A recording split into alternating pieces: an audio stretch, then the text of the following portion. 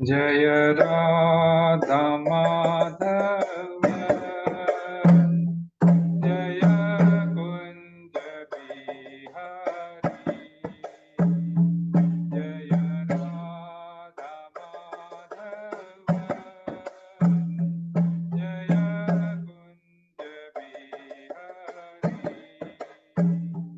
जय गोपी जन वल्लभ जय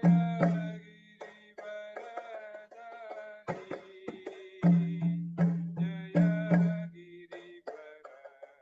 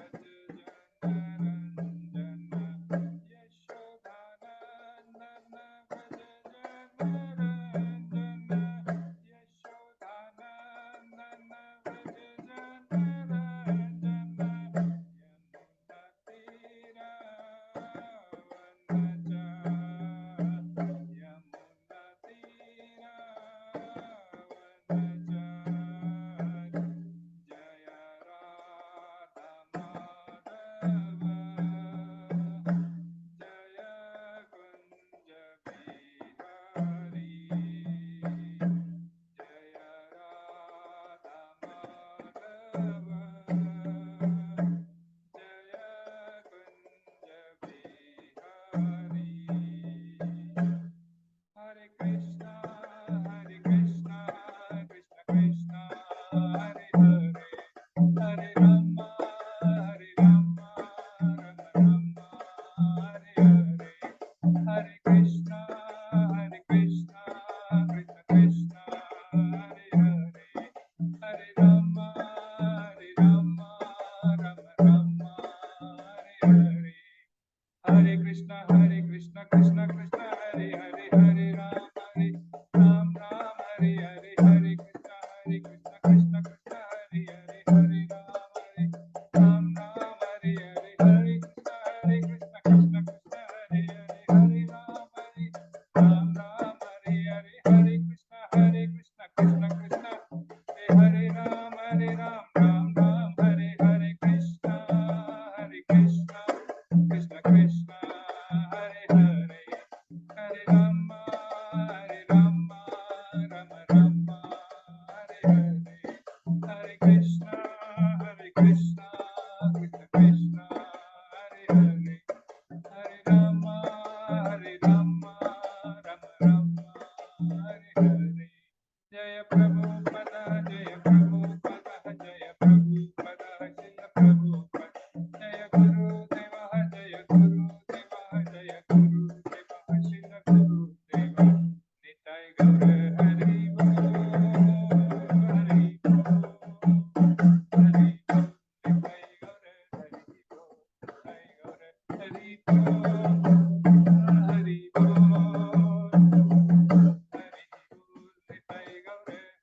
Bol. जय परमहंस परिव्राजकाचार्य अष्टोत्तर श्रीमद अभय चरणारविंद एसी भक्ति वेदांत स्वामी श्रील प्रभुपाद की जय। कृष्ण जय कृपा मूर्ति श्रील प्रभुपाद की जय। इस्कॉन फाउंडर आचार्य श्रील प्रभुपाद की जय। जय विष्णुपाद परमहंस परिव्राजकाचार्य अष्टोत्तर श्रीमद भक्ति सिद्धांत सरस्वती गोस्वामी महाराज प्रभुपाद ठाकुर की जय। अनंत कोटि वैष्णव वृंद की जय। नामाचार्य श्रील हरिदास ठाकुर की जय। प्रेम से कहो जय श्री कृष्ण चैतन्य प्रभु नित्यानंद श्री अद्वैत गदाधर श्रीवासादि श्री गौर भक्त वृंद की जय। जय श्री राधा कृष्ण गोपीनाथ श्याम कुंड राधा कुंड गिरि गोवर्धन धाम की जय। वृंदावन मथुरा गोकुल द्वारका धाम की जय। नवदीप मायापुर धाम की जय। पुण्य क्षेत्र जगन्नाथपुरी धाम की जय।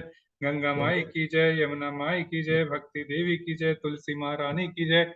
सामवेद भक्त वृंद की जय। सभी एकत्रित भक्तों की जय जयकार हो। हरे कृष्णा। सभी एकत्रित भक्तों की जय जयकार हो। हरे कृष्णा। सभी एकत्रित भक्तों की जय जयकार हो। हरे कृष्णा। श्री गुरु और श्री गौरांग की जय। हरे कृष्णा, हरे कृष्णा। शुक्रवार के इस भागवतम सत्संग क्लास में आप सभी भक्तों का स्वागत है। करीब करीब हम लोग 3 हफ्ते बाद में मिल रहे हैं। आप सभी को मेरा दंडवत प्रणाम। हरे कृष्णा। तो शुरू करते हैं प्रभु। मैं स्क्रीन शेयर करता हूँ। अध्याय स्कंद 2 अध्याय 7 और आज हम 3 श्लोक लेंगे। श्लोक 16, 17 और 18 तकरीबन सारे कनेक्टेड ही है। तो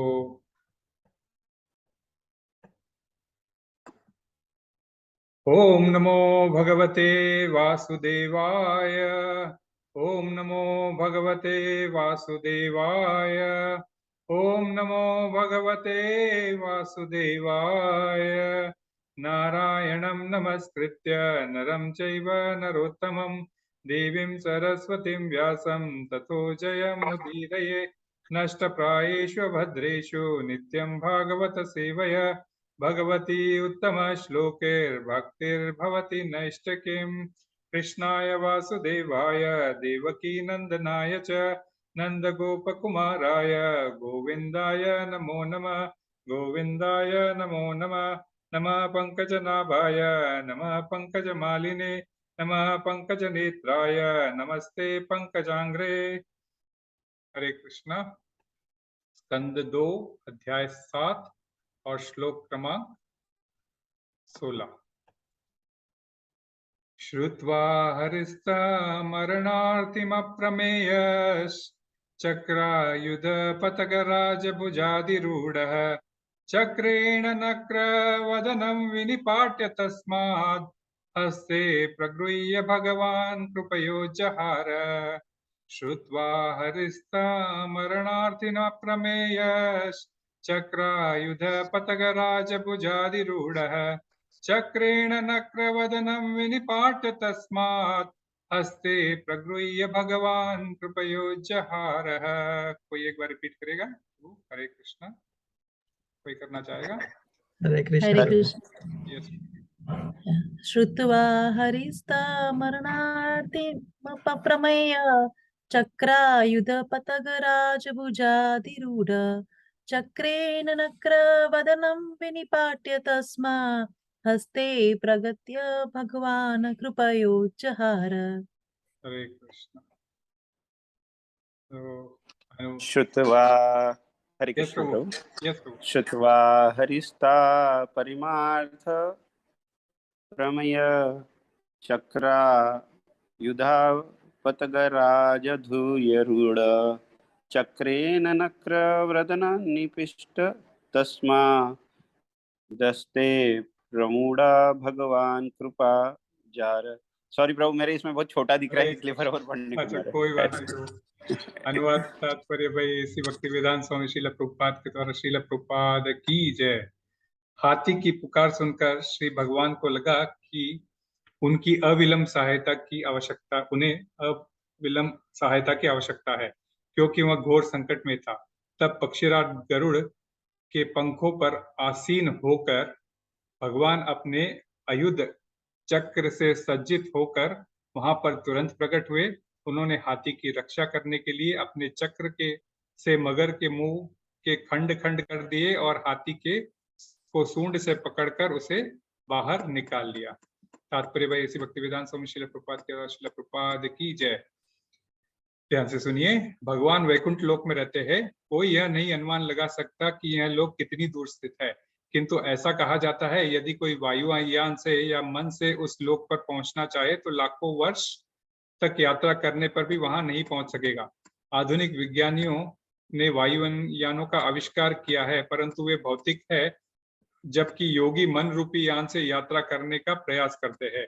ये योगी अपने मन यान से तुरंत ही कितनी भी दूर पहुंच सकते हैं, किंतु ईश्वर के राज्य वैकुंठ लोक तक न तो वायुयान की न मनयान की ही पहुंच है, क्योंकि वह भौतिक आकाश से बहुत परे स्थित है।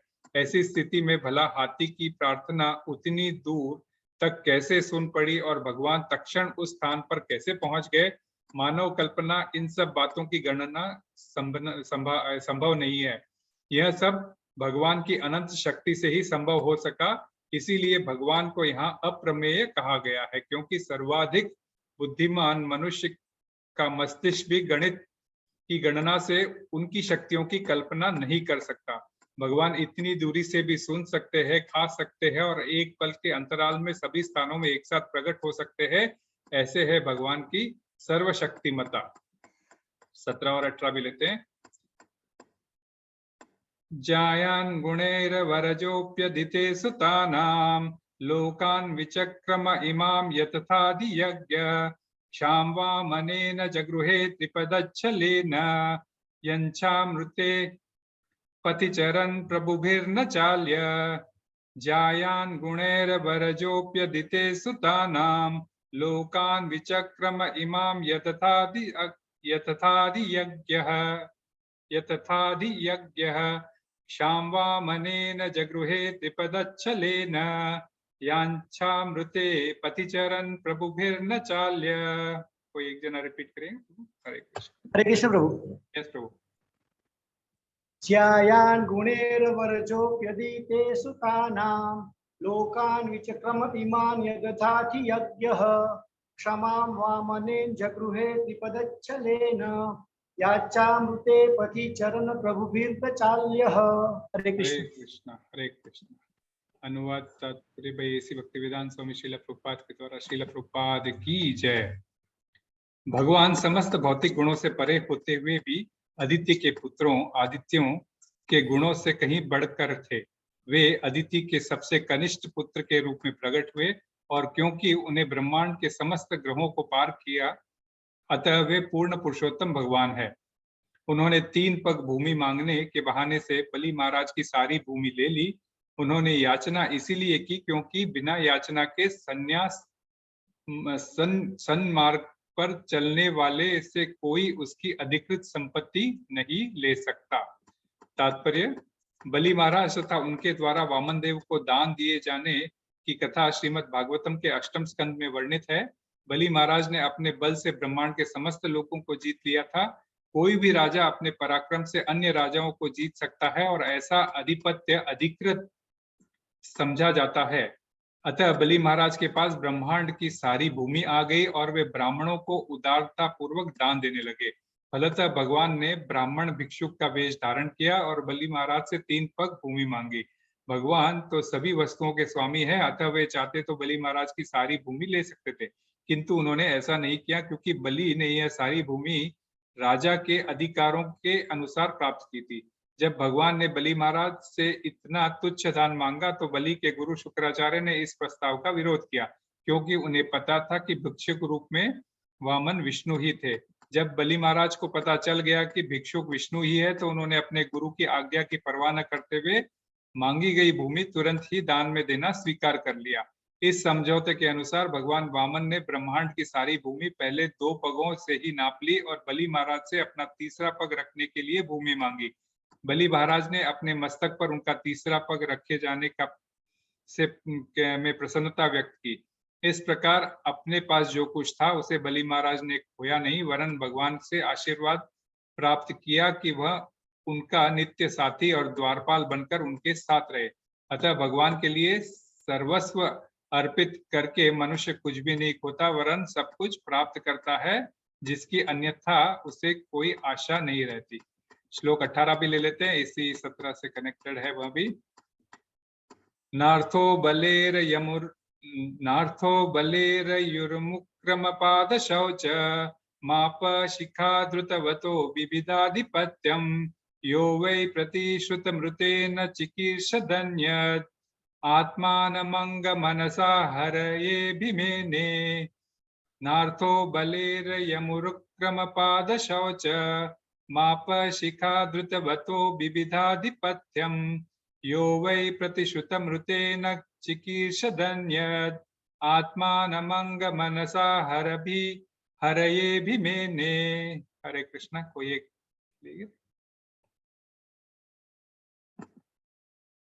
कोई रिपीट करेगा प्रभु? हरे कृष्ण। हरे कृष्ण प्रभु। नार्थो बलेर उरुक्रम पाद शौचम आप शिखाधृत वतो विबुधा अधिपत्यम यो वै पतिश्रुत मृते च न चिकीर्षदन्य आत्मानम् अंगम मनसा हरये अभिमेने। हरे कृष्ण।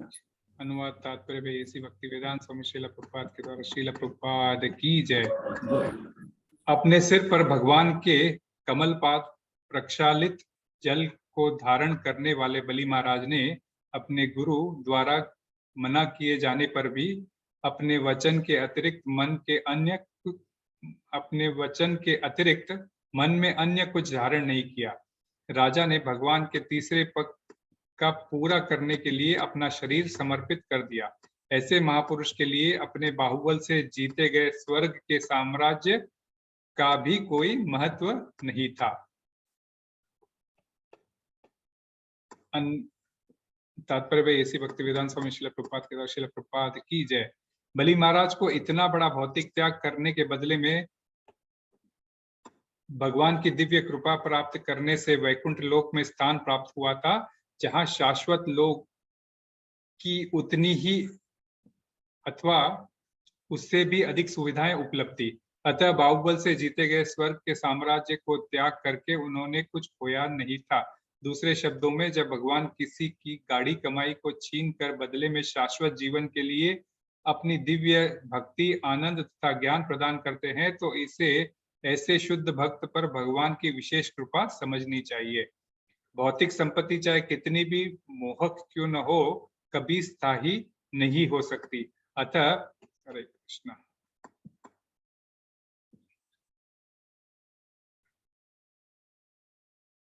भौतिक संपत्ति चाहे कितनी भी मोहक क्यों न हो, कभी स्थायी नहीं हो सकती। अतः मनुष्य को चाहिए कि स्वेच्छा से ऐसी संपत्ति का परित्याग कर दे, अन्यथा इस शरीर का त्याग करते समय इस सारी संपत्ति को छोड़ना ही पड़ता है। बुद्धिमान मनुष्य जानता है कि समस्त भौतिक संपत्ति नाशवान है और इसका सर्वोत्तम उपयोग है कि इसे भगवान की सेवा में अर्पित कर दिया जाए, जिससे भगवान प्रसन्न होकर उसे अपने परम धाम में स्थायी निवास दे सके। भगवद गीता के 15.56 में परम धाम की व्याख्या भगवान ने इस प्रकार की है: निर्माण मोह जित संग दोषा अध्यात्म नित्या विनिवृत्त कामा द्वंद्वैर विमुक्ता सुख दुःख संगैर गच्छन्ति मूढ़ा पदम अव्ययम तत् न तद्भासयते सूर्यो न शशांको न पावक यद् गत्वा न निवर्तन्ते तद्धाम परमं मम। जिस मनुष्य के पास इस जगत में घर, भूमि, संतान, समाज, मित्रता तथा संपत्ति के रूप में आवश्यकता से अधिक जितना होता है, वह सब थोड़े समय के लिए उसके पास रहता है। कोई भी माया द्वारा उत्पन्न इस भ्रामक सामग्री को स्थायी रूप से नहीं रख सकता। ऐसा मालिक आत्म साक्षात्कार के विषय में अत्यधिक मोहग्रस्त रहता है। अतः मनुष्य के पास या तो बिल्कुल कम हो या कुछ भी न हो, जिससे वह बनावटी प्रतिष्ठा से दूर रह सके। हम इस जगत में तीनों गुणों के संसर्ग के कारण कलुषित रहते हैं। अतः जो कोई जितना ही इस क्षणिक संपत्ति के बजाय भगवत भक्ति द्वारा आध्यात्मिक उन्नति करता है, वह उतना ही भौतिक मोहासक्ति से मुक्त होता है।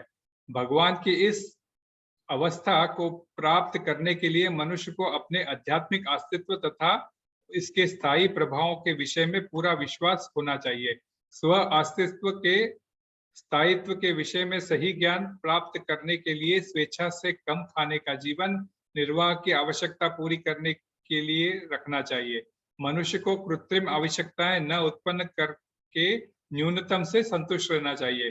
कृत्रिम आवश्यकता इंद्रियों के कार्यकलाप है। आधुनिक सभ्यता की प्रगति इन्हीं इंद्रियों के कार्यकलाप पर आधारित है, अथवा दूसरे शब्दों में यह सभ्यता इंद्रिय तृप्ति की सभ्यता है। पूर्ण सभ्यता तो आत्मा की सभ्यता है। इंद्रिय तृष्टि चाहने वाला सुसंस्कृत मनुष्य पशुओं के तुल्य है, क्योंकि पशु इंद्रियों के कार्यकलापों से ऊपर नहीं उठ सकते। इंद्रियों से ऊपर मन है। मानसिक चिंतन की सभ्यता भी पूर्ण नहीं, क्योंकि मन के ऊपर बुद्धि है। और भगवद गीता हमें बौद्धिक सभ्यता की जानकारी देती है। वैदिक साहित्य में मानवीय सभ्यता की अनेक दिशाएं बताई गई है, जिसमें इंद्रिय, मन, बुद्धि तथा आत्मा की सभ्यताएं सम्मिलित है। भगवद गीता में मूलतः मनुष्य की बुद्धि का विवरण मिलता है, जिससे वह क्रमशः आत्मा की सभ्यता की ओर अग्रसर होता है। श्रीमद् भागवत का आत्मा से संबंध विषय तो पूर्ण मानवीय सभ्यता है। जैसे ही मनुष्य आत्मा की सभ्यता के पद तक उठ जाता है, वह ईश्वर के राज्य में जाने के योग्य बन जाता है। जिसका वर्णन भगवत गीता के उपयुक्त श्लोकों में मिलता है। ईश्वर के साम्राज्य की प्रारंभिक जानकारी से हमें पता लगता है कि वहां सूर्य, चंद्र और बिजली की आवश्यकता नहीं होती, लेकिन अंधकार से युक्त भौतिक जगत में इनकी आवश्यकता पड़ती है। दूसरे यह भी जो कि आत्मा की सभ्यता अर्थात भक्तियों की विधि से उस साम्राज्य तक पहुंचता है, उसको जीवन की सर्वोच्च सिद्धि प्राप्त होती है। तब मनुष्य आस्था में स्थायी रूप से स्थित हो जाता है और उसे भगवान की दिव्य प्रेमा भक्ति का पूरा ज्ञान हो जाता है। बलि महाराज ने अपनी सारी भौतिक संपत्ति देकर बदले में आत्मा की सभ्यता स्वीकार की और इस प्रकार भगवान के साम्राज्य में पहुंचने के योग्य हो सके। स्वर्ग का साम्राज्य जिसे उन्होंने अपने भौतिक शक्ति के बल पर प्राप्त किया था, ईश्वर के साम्राज्य के समक्ष तुच्छ था। जो लोग इंद्रिय तुष्टि के लिए बनी भौतिक सभ्यता के सुख साधनों को प्राप्त कर चुके हैं, उन्हें बलि महाराज के पद चिन्हों का अनुसरण करते हुए भगवत धाम प्राप्ति करने का प्रयास करना चाहिए, जिन्होंने अपने अर्जित भौतिक समृद्धि के बदले में भक्ति योग की विधि स्वीकार की, जिसकी संस्कृति भगवत गीता में है और विस्तृत व्याख्या भागवतम में है। श्रील प्रभुपाद की जय। हरिओम तत्सत। ओम अज्ञानतिमिरान्धस्य ज्ञानाञ्जनशलाकया चक्षुरुन्मीलितं येन तस्मै श्रीगुरुवे नमः। श्रीचैतन्यमनोभीष्टं स्थापितं येन भूतले स्वयं रूप कदा मह्यं ददाति स्वपदान्तिकम्। वन्देऽहं श्रीगुरुं श्रीयुतपदकमलं श्रीगुरुं वैष्णवांश्च श्रीरूपं साग्रजातं सगणा रघुनाथान्वितं तं सजीवं साद्वैतं सावधूतं परिजनसहितं कृष्णचैतन्यदेवं श्री राधा कृष्ण पादान् सहगणान् ललितान् श्री विशाखान्वितांश्च। हे कृष्णा करुणा सिंधु दीनबंधो जगत्पते गोपेश गोपिका कांत राधा कांत नमोस्तुते। तप्त कांचन गौरांगी राधे वृंदावनेश्वरी वृषभानुसुते देवी प्रणमामि हरिप्रिये। वाञ्छाकल्पतरुभ्यश्च कृपा सिन्धुभ्यैव च पतितानां पावनेभ्यो वैष्णवेभ्यो नमो नमः। जय श्री कृष्ण चैतन्य प्रभु नित्यानंद श्री अद्वैत गदाधर श्रीवासादि गौर भक्त वृंदा। हरे कृष्णा कृष्णा कृष्णा हरे हरे, हरे राम राम राम हरे हरे। हरे कृष्णा। स्कंद 2 अध्याय 7, इसका शीर्षक है विशिष्ट कार्यों के लिए निर्दिष्ट अवतार।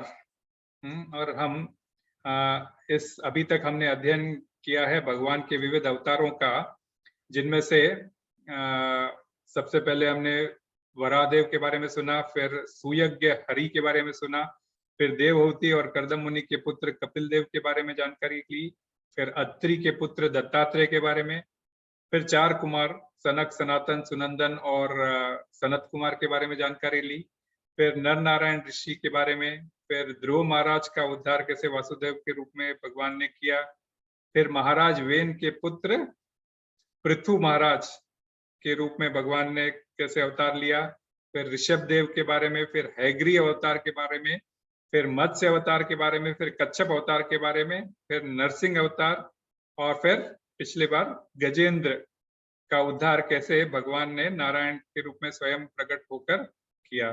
तो आज का यह श्लोक जो 16वां श्लोक है, यह भी जो पिछले श्लोक से ही कनेक्टेड है, जो जिसको मंगलदास प्रभु ने पिछली बार में गजेंद्र के ऊपर क्लास टच की थी, और आज उसका सेकंड पार्ट है।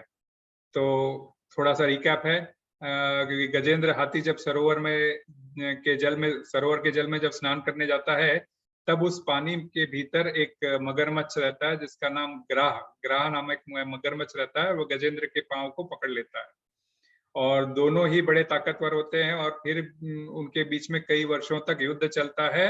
और युद्ध करते करते गजेंद्र के पास भी काफी अपार बल था और ग्राह के पास भी बल था। दोनों एक दूसरे से युद्ध करते, ग्राह उसको नीचे खींचता है और गजेंद्र ऊपर आने की बहुत चेष्टा करता है। अपना सारा बल लगा करके भी गजेंद्र उस ग्राह के चंगुल से छूट नहीं पाता। तो हमें भी ऐसा कभी हम भी ऐसा ही सोचते हैं कि हमारे पास इतनी ताकत है, हमारे पास इतना पैसा है, इत्यादि इत्यादि वगैरह सब कुछ। परंतु समझने वाली बात यहाँ पे ये है कि हमारे पास जो भी सारी ताकत है, जिस बल के ऊपर भी हमें बहुत ज्यादा गर्व है, घमंड है, वह सब बेकार है। गजेंद्र की स्टोरी हमें इसी बात की शिक्षा देती है कि ताकत बल तो एक्चुअली असली में भगवान की है, जब भगवान के ऐश्वर्यों में से बल, जो समस्त बल उन्होंने गोवर्धन उठा के सिद्ध किया था कि सबसे बलशाली वही उनका एक वह एक ऐश्वर्य है, तो समस्त बल तो भगवान के पास ही है। यदि हम उनका नाम लेकर कोई कार्य करते हैं तब हमारा बल कुछ काम का है, अन्यथा हमारा बल किसी काम का नहीं है। एग्जाम्पल के लिए द्रौपदी ने असत सभा के अंदर ये बहुत कोशिश करके देख ली थी। उन्होंने अपने, जब दुशासन से उसका सामना चल रहा था तब उन्होंने अपने आप को बहुत बचाने की कोशिश की, परंतु दुशासन में हम सभी जानते हैं 10,000 हाथियों का बल था, तो कब तक द्रौपदी अपने आप को उससे बचा पाती। तो उसका धीरे धीरे उसका सारा बल कमजोर पड़ने लगा था और उसने अंत में कृष्ण को याद किया, गोविंद को पुकारा, और तभी हम सब जानते हैं कि कृष्ण सारी के रूप में प्रकट हो गए और द्रौपदी की लाज बचाई। तो हमें भी अपने जीवन में भगवान के नाम का सहारा लेकर कोई कार्य करना चाहिए, तभी हमारी जीत जो है सो किसी भी हाल में हम ये सोच सकते हैं कि तब हमारी जीत पक्की निश्चित हो सकती है। तो अंत में गजेंद्र ने भी भगवान को अपने हृदय से पुकारा था और उस जल के भीतर एक कमल का पुष्प था जिसको उन्होंने भगवान को अर्पित करते हुए कहा था, हे आदिभोक्ता, हे ब्रह्मांड के स्वामी, हे तीर्थ के समान विख्यात, आपके पवित्र नाम में जो जपे जाने योग्य है उन्हें श्रवण मात्र करने से ही सभी लोग पवित्र हो जाते हैं। इस प्रकार की प्रार्थना करके प्रार्थना आती, अखिल नारायण अखिल गुरु भगवान नमस्ते, नारायण अखिल गुरु भगवान नमस्ते, नारायण अखिल गुरु भगवान नमस्ते। इस प्रकार जो है सो गजेंद्र प्रार्थना करता है और अखिल गुरु भगवान नमस्ते, अखिल गुरु अर्थात अखिल लोकनाथ कहकर वह यह सिद्ध करता है कि भगवान केवल मनुष्यों के नाथ नहीं है अपितु पशुओं के भी, सभी जीव जंतुओं के सभी के वे नाथ है। एक्चुअली ये था कि गजेंद्र अपने पूर्व जन्म में एक भक्त था, राजा इंद्रदुम के रूप में जब था तब उन्हें अगस्त मुनि से उसको श्राप मिला था जिसके कारण उसको हाथी का शरीर प्राप्त हुआ था और भगवान की कृपा से उसे अपने पूर्व जन्म के बारे में जानकारी थी भगवान की कृपा की वजह से, तब जो है सो वह भगवान को इस प्रकार याद कर सका था। तो भगवान अपने भक्त की रक्षा करने के लिए कभी भी तत्पर रहते हैं, वे अत्यंत दयालु है और जैसे ही गजेंद्र ने उनका नाम लिया वे तुरंत ही गजेंद्र की रक्षा के लिए निकल पड़े। तो आज का श्लोक की शुरुआत उसी इससे मिलती है, श्रुत्वा हरिस्त मरणार्थिम अप्रमेय चक्रायुधो पतकराज भुजादि रूढ़ चक्रेण नक्रवदनम विनिपाट्य तस्मात् अस्ते प्रगृह्य भगवान कृपयो जहारा। तो आज का जो पहला श्लोक है, हाथी की पुकार सुनकर भगवान को लगा कि उसे उसकी अविलंब सहायता की आवश्यकता है। श्रुत्वा का मतलब केवल सुनने मात्र से। तो हाथी की एकमात्र पुकार सुनकर हम भी भगवान को पुकारते हैं कभी कभी, हे भगवान, हे परमेश्वर, हे दयानिदान, हे करुणानिधि, हे कृष्ण, हे गोविंद, हम काफी नामों से भगवान को पुकारते हैं। क्या तो कभी कभी ये होता है कि भाई क्या भगवान उस पुकार को सुनते हैं? श्रुत्वा ये जो पहला शब्द है उसका मतलब तो यही है कि वे सुनते हैं। तो समझने वाली बात यह है कि एक तो होता है कि किसी को हम जीवा से बुलाते हैं, जीवा से पुकारते हैं, और एक होता है हृदय से पुकारते हैं। जीवा से जब हम पुकारते हैं तो भाई ये फलाने को हम कभी कभी हम करते हैं ना, फलाने को कार्यक्रम में आने के लिए किसी को हम इनवाइट करते हैं, तो जबान से कह देते हैं और मन में सोचते भी हम तो आपको फॉर्मेलिटी के लिए कह रहे हैं, हमें पता है आप आओगे तो नहीं। और तो ये होता है जीवा से किसी को बुलाना। और एक होता है कि हृदय से किसी को बुलाना, भाई आपकी उपस्थिति प्रार्थनीय है, आपको हर हाल में उपस्थित होना ही होगा। यह कार्यक्रम के अंदर आपको आपकी शोभा बढ़ानी है और दिल से आप उसको जो है सो काफी रिक्वेस्ट करते हैं, तब उसको भी क्या लगता है भाई अब मुझे इस प्रोग्राम में जाना ही पड़ेगा। तो उसी प्रकार तो ये हृदय से जब कोई पुकार निकलती है, तो हृदय से जब पुकार निकलती है तो नेचुरली उसका असर बहुत ज्यादा होता है। और यहाँ भगवान तो उस पुकार को सुनकर एकदम दौड़ कर चले आते हैं, किसकी तरफ? अपने भक्त की तरफ। क्यों? क्योंकि उसकी रक्षा होनी थी और वह रक्षा के लिए पुकार रहा था गजेंद्र। तो हमें तो कभी कभी ये डाउट रहता है कि भगवान रक्षा करेंगे कि नहीं। हाँ, तो इसके लिए कहा जाता है कि भाई एक बार समर्पित तो होकर के देखिए, तब आपको पता चल जाएगा कि भगवान आपकी रक्षा करते हैं या नहीं। परंतु समर्पण कैसा होना चाहिए? समर्पण संपूर्ण होना चाहिए, 100%। यदि आप सोचोगे भाई 50% ही यदि आप समर्पण करते हो तो चांस भी आपका 50% ही होता है। भगवत गीता में भगवान कहते हैं यम यम वापि स्मरण भावम त्यजत्यन्ते कलेवरम, कि आप जैसे जो भाव से मेरे को अप्रोच करोगे, मैं आपको उसी भाव से आपको रिस्पॉन्ड करूंगा। तो यदि आप 50% भाव रखते हो भगवान की मदद की, तो भगवान भी जो है आपको 50% ही रिस्पॉन्स आपके लिए देंगे। तो यहाँ पे गजेंद्र ने अपने 100% हृदय के साथ में पुकारा था। तब कृष्ण ने क्या किया कि तुरंत जो है सो गरुड़ पर बैठकर वे रवाना हो जाते हैं। तो अब आप सोचोगे कि गरुड़ जी की स्पीड कितनी होगी, कि आज के श्लोक में थोड़ा बहुत डिस्क्रिप्शन वैसे ही है कि कितनी होंगी। वे अपने पंख को फड़फड़ाते हुए कब तक यहाँ पहुंचेंगे? यहाँ वैकुंठ लोक में रहते हैं और वे जो है सो इस भौतिक जगत में जहाँ गजेंद्र फंसा हुआ है वहां पर आने में उनको कितना समय लग सकता है ना? क्योंकि देखा जाए तो ब्रह्मांड की जो लंबाई है करीब करीब 4000 करोड़ माइल की है, 4 बिलियन माइल जिसको कहते हैं ना। तो एक ये भौतिक ब्रह्मांड की लंबाई 4000 करोड़ मील की है। फिर इस गर्भोदक सागर में कई अन्य ब्रह्मांड है, और उसके अब मतलब कितनी लंबाई टोटल होगी इस कल्पना के बियॉन्ड है।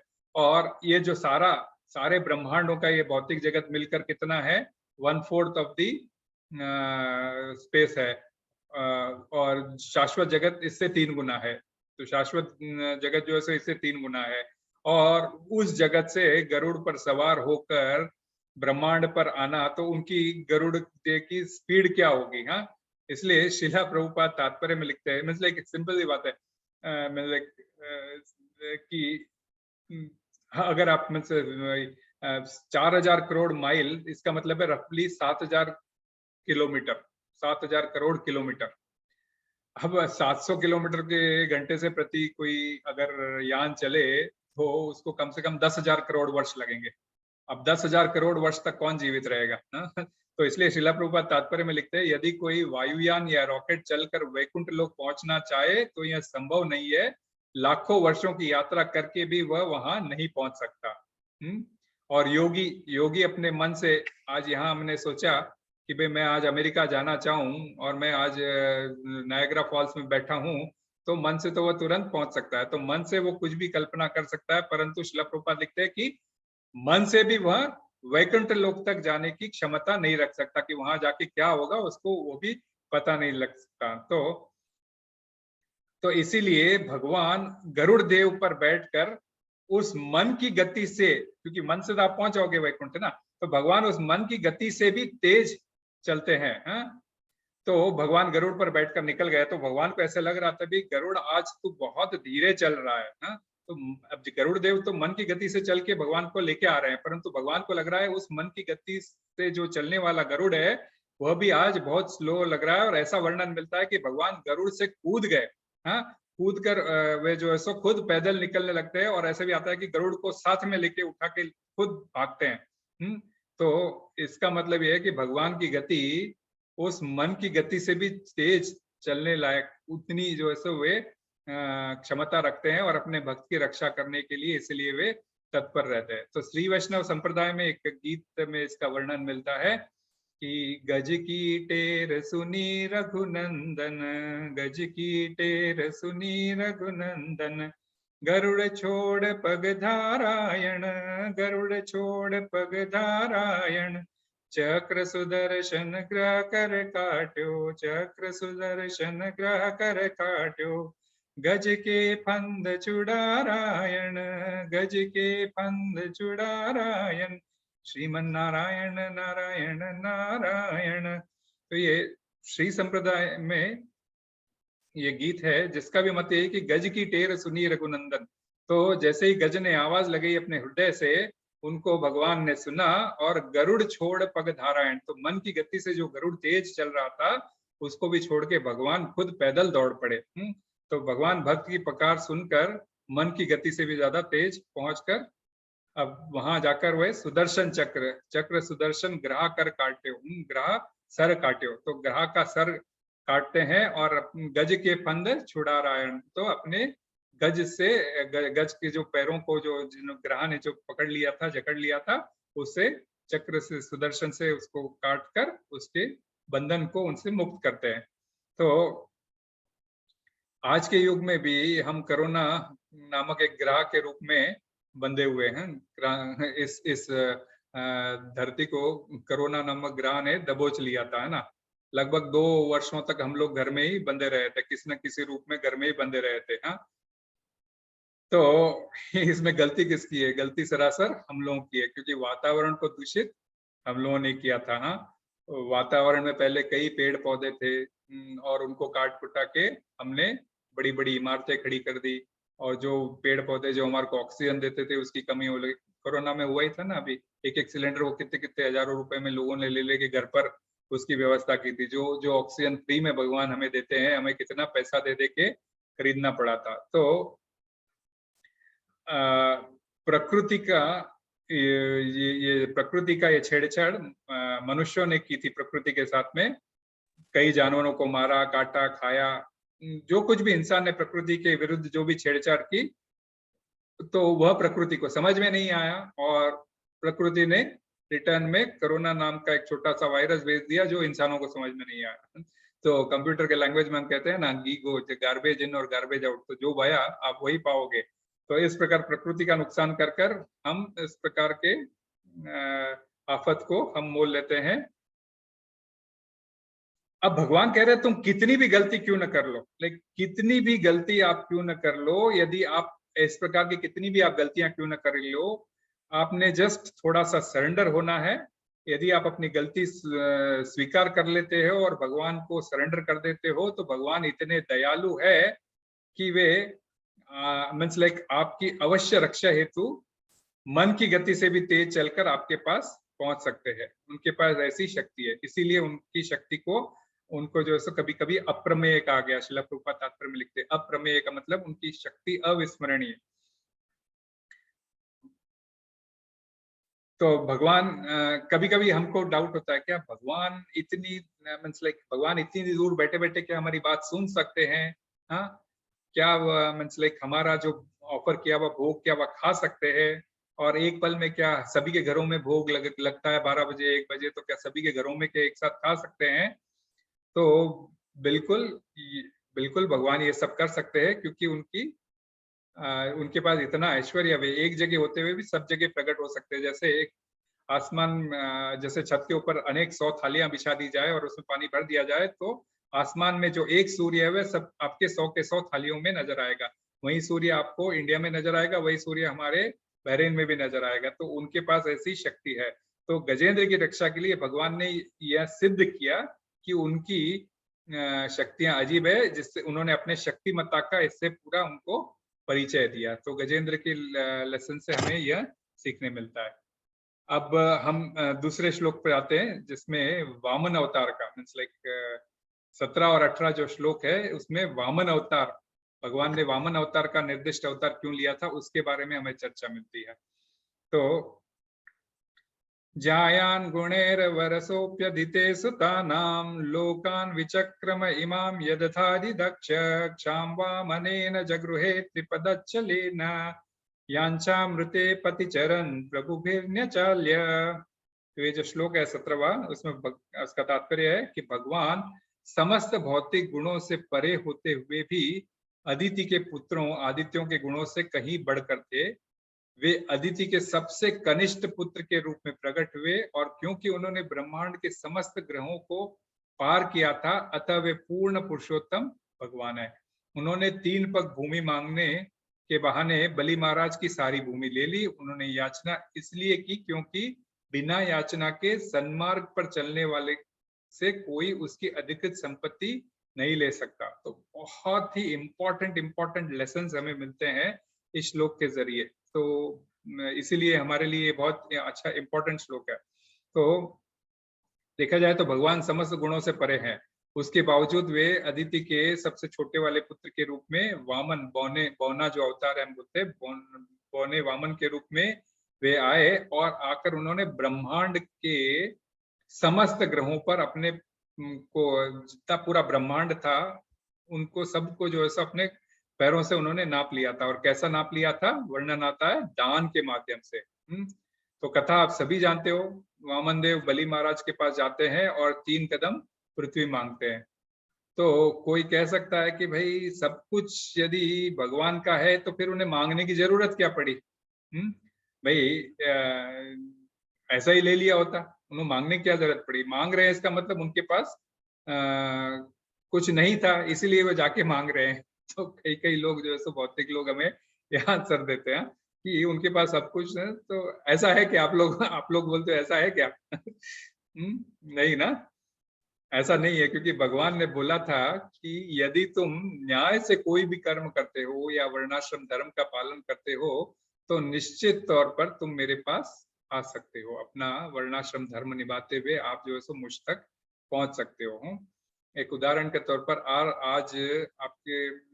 आज आप अपने दोस्त के पास जाते हो, जैसे मैं नील माधव प्रभु के पास जाता हूँ, वही बगल में रहते हैं हमारे, और मैं कहता हूँ कि आज मेरी गाड़ी खराब हो गई है, नील माधव प्रभु जरा मुझे अपनी गाड़ी एक दिन के लिए दे सकते हो क्या?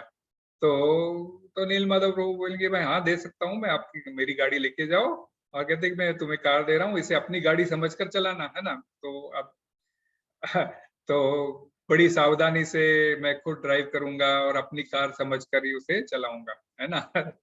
तो ऐसा तो नहीं कभी, ये तो नील माधव की गाड़ी है, मेरी थोड़ी गाड़ी है, मैं तो मन पड़े एकदम रैश ड्राइविंग करूंगा, ऐसे करने से चलेगा क्या? तो करने वाले करते हैं, परंतु शायद कोई जो अपनी समझ के करेगा वो ऐसा नहीं करेगा। तो यहाँ ठीक वैसे ही भगवान ने हमें यह धरती दी है, ये घर दिया है, और कहा है कि अपना घर, इसे, ये धरती को अपना घर समझ कर रहो, इसे आप अपना घर बना रहे हो, उस घर में अपने आराम से रहो, अपना साधन समझ कर रहो। लेकिन याद रहे ये मेरा घर है और तुम यहाँ सिर्फ रहने के लिए जा रहे हो, क्योंकि ये हमारी इच्छा थी, हम भोगना चाहते थे, जिसके लिए हमें इस धरती पर आना पड़ा, जन्म लेना पड़ा। तो भगवान ने हमारे लिए धरती, सुंदर सी धरती बना के दी थी। पर हम सभी जानते हैं हम क्या करते हैं, जैसे हम आते हैं कहते हैं यहाँ तो मेरा घर है, मेरी गाड़ी है, मेरा बंगला है, यहाँ सब कुछ मेरा होना शुरू हो जाता है। हाँ, तो और कुछ मुझे आगे बोलना नहीं पड़ेगा।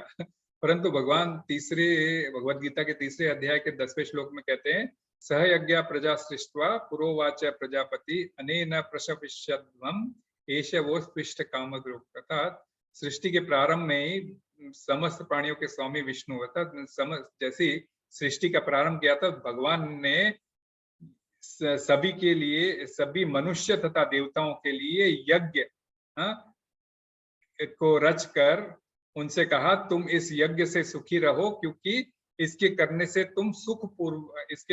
तुम्हें सुखपूर्वक रहने तथा मुक्ति प्राप्त करने के लिए समस्त वांछित वस्तुएं प्राप्त हो सकेगी। तो भगवान ने यह धरती बना दी और भगवद गीता जैसा मैनुअल दे दिया, और मनुष्यों के लिए नहीं, इवन देवताओं के लिए, पशुओं के लिए, हर एक के लिए एक प्रकार से मैनुअल दे दिया कि किस प्रकार से उनको अपना अपना जीवन व्यतीत करना है, और अपने वर्णाश्रम धर्म को पालन करते हुए कैसे अपना जीवन व्यतीत करोगे। और ऐसा करते करते अंत में तुम ये सारे जो आपको ऐश्वर्य दिए गए हैं भगवान द्वारा, उसे आप अपना समझकर भोग सकते हो, और भोग करने के बाद में उनके पास पहुंच सकते हो। हाँ, तो जितना अपन को भोग करना उतना ही आप कर सकते हो। तो राजा बलि भी एक क्षत्रिय थे, और उन्होंने क्या, उन्होंने, वो इतने बलशाली थे कि उन्होंने अपने बल के बुते पर स्वर्गलोक तक को जीत लिया था। अब स्वर्गलोक जीत लिया, इसका मतलब क्या था कि स्वर्गलोक के अधिपति वे हो गए थे। हाँ, तो स्वर्ग के जो राजा इंद्र वगैरह होते हैं वे सब व्याकुल हो गए कि भी अभी ये बलि महाराज ने हम पर जीत हासिल कर ली है। तो वे तुरंत जो है सो मदद के लिए किसके पास जाते हैं, भगवान के पास जाते हैं, विष्णु के पास जाते हैं, और प्रार्थना करते हैं कि भाई हमारी मदद करो, ये बलि महाराज ने तो स्वर्ग को भी प्राप्त कर लिया है।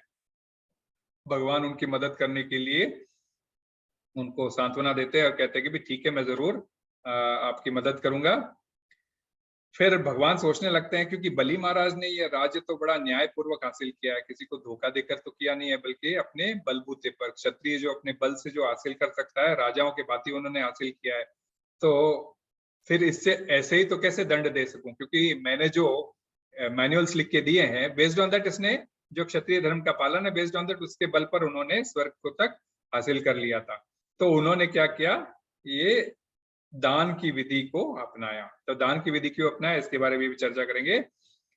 क्योंकि भगवान हर एक के हृदय में परमात्मा रूप में विराजमान है। भगवत गीता में भी आता है, सर्वस्य चाहम हृदि सन्निविष्टो, आपके हृदय में विराजमान है और आपके मीन्स भर्ता भोक्ता महेश्वर आपके सारे कार्यकलापों को देखते रहते हैं, मीन्स लाइक और उसको सैंक्शन भी करते रहते हैं। तो वे बलि महाराज के हृदय में विराजमान थे और वे बलि महाराज के कर्म से भली भांति परिचित थे और अवगत भी थे, कि वे बलि महाराज ने कोई गलत कार्य तो नहीं किया है। परंतु एक एक एक जो गुड पॉइंट उसमें था कि कोई भी कार्य करने से पहले उसको उसकी कोई योग्यता रहती है, उसको हासिल करना पड़ता है।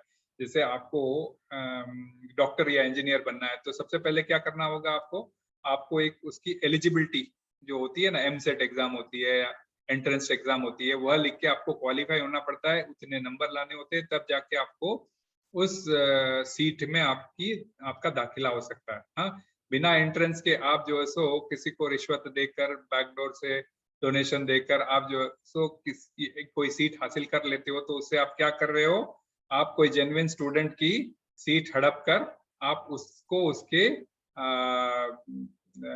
अधिकार से वंचित कर रहे हो, है ना। तो ठीक उसी तरह बलि महाराज ने भी जब स्वर्ग को हासिल किया था, तो ठीक है, एज ए कर्म क्षत्रिय के हिसाब से उन्होंने हासिल कर लिया था, परंतु उनके पास वह योग्यता नहीं थी, एलिजिबिलिटी नहीं थी कि वो स्वर्ग को भोग सके। अब स्वर्ग के राजा बनना है, यदि आपको इंद्र बनना है स्वर्ग का राजा, तो उसके लिए कुछ एलिजिबिलिटी होती है। और भगवान ने भगवत गीता में कह दिया 3.110 में 10 में 3.10 में कि क्या, कि ये जब सृष्टि चालू की थी मैंने यज्ञ और मनुष्यों और देवताओं के लिए यज्ञ बनाकर तुमको सौंप दिए थे, जिससे कर कर तुम अपने यज्ञ करते हुए मुझ तक पहुंच सकते हो।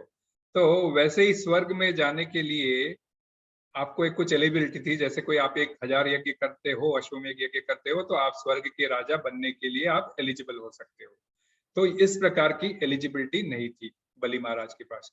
तो ये उनके गुरु शुक्राचार्य भली भांति समझते थे और उन्होंने बलि महाराज को समझाया कि तुमने स्वर्ग तो हासिल कर लिया, परंतु तुम्हारे पास योग्यता नहीं है, अब आप योग्यता भी हासिल कर लो तो आप स्वर्ग का राज भोग सकते हो। तो योग्यता हासिल करने के लिए बलि महाराज ने यज्ञ करना प्रारंभ किया था। बस भगवान ने यही मौका सही समझा और भिक्षा लेने पहुंच गए। और भिक्षा में हम जानते हैं उन्होंने 3 कदम 3 पग मांगे, 3 पग पृथ्वी मांगी। तो 3 पग पृथ्वी मांगते ही शुक्राचार्य समझ गए कि ये कोई साधारण व्यक्ति नहीं है, ये तो स्वयं भगवान विष्णु है। उन्होंने इसका विरोध किया और बलि महाराज से कहा कि राजन, ये भिक्षुक को तुम जानते नहीं, ये स्वयं विष्णु है, ये तुम्हारा सब कुछ छीन लेगा। तो बलि महाराज सोचते हैं, भाई यदि ये वाकई में स्वयं विष्णु है तो मुझे इससे क्या डर, सब कुछ है तो विष्णु का ही। तो यदि विष्णु अपनी चीज मुझसे लेना चाह रहे हैं तो मैं इससे पीछे क्यों हटूं।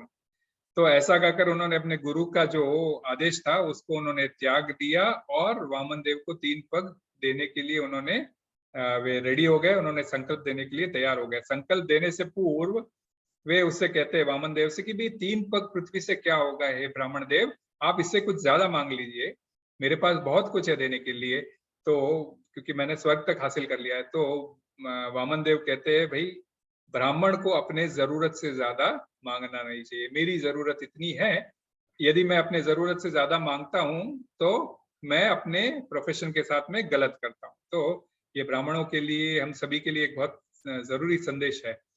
और सेम चीज अपने को इसमें भी कि ईशावास्यम इदम पुण्यम यद किंचित जगत्याम जगत तेन त्यक्तेन भुंजितम बृहत् कश्चित् स्विद्धनम। तो कि मीन्स हर एक को उसका उसका कोटा भगवान ने दे रखा है, आप अपने कोटे का जो दाना पानी है वो लीजिए और आराम से रहिए, आप दूसरे के कोटे को हड़पने की कोशिश मत कीजिए, क्योंकि आप जो यहाँ रह रहे हो मीन्स ये सभी की धरती है, आप अकेले की नहीं है। तो आप अपने अकेले के बारे में मत सोचो, सबके बारे में सोच के तुम्हें रहना है ईशावास्यम प्रिंसिपल के साथ में।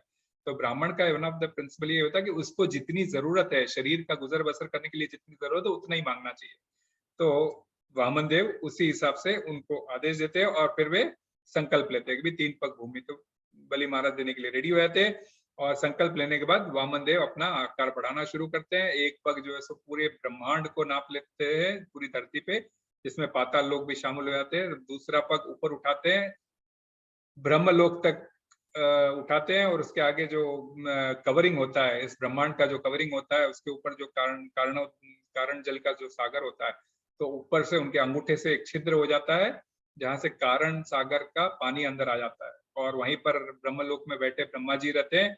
वे तुरंत उस पानी से भगवान के चरण का अभिषेक करके अपने कमंडल में उस पानी को धारण कर लेते हैं। तो ये जल कोई और नहीं, इस जल जो है सो गंगा के रूप में इस ब्रह्मांड के अंदर प्रविष्ट हो जाता है। भगवान के चरणों से निकलने के कारण इसे हरि गंगा भी कहा गया। तो अब हो गया कि मीन्स 2 कदम में सब कुछ नाप लिया, धरती भी नाप ली और आकाश ब्रह्मांड तक पूरा नाप लिया, और इसी बीच में गंगा जी को भी अवतरित कर दिया। अब वचन, अभी भी वचन पूरा नहीं हुआ, तीसरा कदम अब बाकी था अभी लेना। तो फिर वामन देव बलि महाराज से पूछते हैं, भाई मैं अपना तीसरा कदम कहाँ रखूं। वामन देव चारों तरफ पलट के देखते हैं, भाई सारी धरती पर तो अब जो है सो वामन देव का पैर था, सब उनको समर्पित हो। तो वो क्या करते हैं, वे झुककर जो है सो अपने आप को नतमस्तक हो जाते हैं। तो अगले 18वां श्लोक इसी बात को बोलता है। नार्थो बलेयु मुक्र मपाद शौचम आप शिखा धृतवतो बिबिदाधिपत्यम यो वै प्रतिश्रुतमृतेन विचिकीर्षधन्यत् आत्मानमंग मनसा हर ये भी मैंने। अपने सिर पर भगवान के कमल पद प्रक्षालित जल को धारण करने वाले बलि महाराज ने अपने गुरु द्वारा मना किए जाने पर भी अपने वचन के अतिरिक्त मन में अन्य कुछ धारण नहीं किया। राजा ने भगवान के तीसरे पग को पूरा करने के लिए अपना शरीर समर्पित कर दिया। ऐसे महापुरुष के लिए अपने बाहुबल से जीते गए स्वर्ग का साम्राज्य का भी कोई महत्व नहीं था। तो जैसे मैं कहा, भगवान ने बलि महाराज को तीसरा कदम जो है सो बलि महाराज आत्मसमर्पण कर दिए थे, इसलिए आत्मसमर्पण के लिए वे एक आचार्य भी कहलाए, और भगवान ने उनके सर पर पैर रखकर उनको सूतल लोक में भेज दिया और सूतल लोक का राजपाट उनको दे दिया, और वहां मतलब तुम सूतल लोक पे राज करोगे। और हम ये सोचेंगे भाई ये तो नर्क है, सूतल लोक तो एक नर्क है, परंतु नर्क रहने के बावजूद वहां पर स्वर्ग से भी कहीं अधिक ज्यादा ऐश्वर्य था। तो कि वहां पर कोई बलि महाराज ने कुछ मिस नहीं किया, वहां पर उल्टा स्वर्ग से भी ज्यादा अधिक ऐश्वर्य था।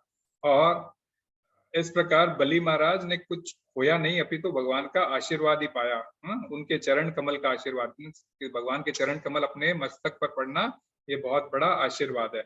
अब आप समझेंगे कि कितनी मेहनत कर युद्ध कर जीत कर बलि महाराज ने यह सब कुछ अर्जित किया था, और बस 1 सेकंड के अंदर वामन देव आए और सब कुछ उनसे छीनकर चले गए। जैसे हमारे जीवन में भी क्या बताया, हम लोग कभी कभी करोड़ों अरबों रुपए कमा लेते हैं, और बस कभी कभी एक फोन आता है कि आपने जो है सो एक 5,000 की लॉटरी जीती है, हम आपको जो है सो आपके बैंक में ये डालना चाहते हैं, इसके लिए हम अभी आपको OTP भेजेंगे, हम आपको छोटा सा पिन भेजेंगे। तो अभी आप हमको वो पिन वापस बताओ। और आप भी जो है अरे 5,000 और मिल रहा है, और आप जो है सो अपना OTP उस व्यक्ति को दे देते हैं, और फिर क्या होता है, अगले ही क्षण आपके जो लाखों करोड़ों अरबों रुपए आपने जो कमाए थे वे सारे आपके अकाउंट से साफ होने लग जाते, तब आपको कैसा महसूस होगा। तो ये वैसा सिचुएशन था। लेकिन इस श्लोक में बलि महाराज का सब कुछ छिन जाने के बावजूद भी मायूस नहीं हुए। हम तो जो है सो सर पटक के रोने लग जाएंगे, गालियां गलौज शुरू हो जाएगी, पता नहीं क्या क्या हो जाएगा, ठीक है ना। तो बलि महाराज यहाँ बिल्कुल भी मायूस नहीं हुए। उन्होंने मन ही मन, उन्होंने आनंद, उनके मन में पूरा आनंद था कि उन्होंने, भगवान ने मुझे ये सब ले रहे हैं, तो उनको ये बड़ी हर्ष की बात लग रही थी। क्यों बोलते हो, सब कुछ कृष्णार्पण मस्त हो गया था, सब कुछ शुद्ध हो गया था। तो चलो ठीक है, कोई बात नहीं, उनका आशीर्वाद मिल गया, यह उनके लिए बड़ी बात थी। तो यह एक्चुअली क्या सबसे उच्च कोटि की भक्ति है। भगवान मतलब क्या, इवन श्रील प्रभुपाद भी तात्पर्य में लिखते हैं कि मतलब कभी कभी ये लेसन है हमारे लिए भी, यदि आप करोड़पति और आपसे भगवान ने सब कुछ आपसे छीन लिया है, तो इस प्रकार निराश मत होइए, क्योंकि ये स्टोरी हमको ये बहुत बड़ा लेसन देती है कि आप निराश मत होइए, हताश मत होइए।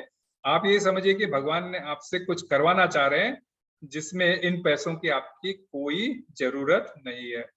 आपको किसी प्रकार से हाय तौबा करने की कोई जरूरत नहीं है। आप समझिए कि बस आपको अब भक्त बनना है और उसका सुअवसर भगवान आपको प्रदान कर रहे हैं जब आपसे यह सब कुछ भगवान छीन लेते हैं। बस आपको भक्ति में लग जाना है और इस जन्म मृत्यु जरा व्याधि के चक्कर से छूटकर उनके शाश्वत धाम को जाना चाहिए। हाँ, तो भगवान कभी भी जो है सो किसी का नुकसान नहीं करते, उल्टा कभी भी फायदा ही करते हैं।